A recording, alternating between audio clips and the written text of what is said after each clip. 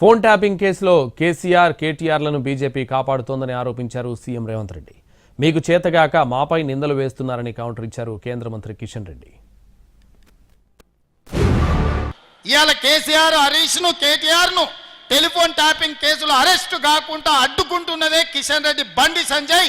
ఎందుకంటే ప్రభాకర్ రావును శ్రవణ్ రావును విదేశాల నుంచి ఇక్కడికి రప్పిస్తే 48 గంటలలో ఇలా బండారం బయటపడుతుంది, అందరిని తీసుకుపోయి చెర్లపల్లి జైల్లో పెడతామని చెప్పి ఈ కాగితం అడ్డం పెట్టి బ్లాక్మెయిల్ చేసి ఎన్నికల్లో పరోక్షంగా వాళ్ళ మద్దతు తీసుకుంటున్నది బీజేపీ వాళ్ళు కాదా అని చెప్పి నేను ఈ సందర్భంగా అడుగుతున్నా.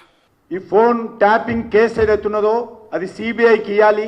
ఆయన ప్రతిపక్షంలో ఉన్నప్పుడు సిబిఐ దర్యాప్తు చేయాలని డిమాండ్ చేసినటువంటి వ్యక్తి ఆయన ముఖ్యమంత్రి అయిన తర్వాత టీఆర్ఎస్తో కుమ్ముక్కై ఈరోజు ఫోన్ ట్యాపింగ్ కేసుని నిర్వీర్యం చేసినటువంటి చరిత్ర ఈరోజు ముఖ్యమంత్రి.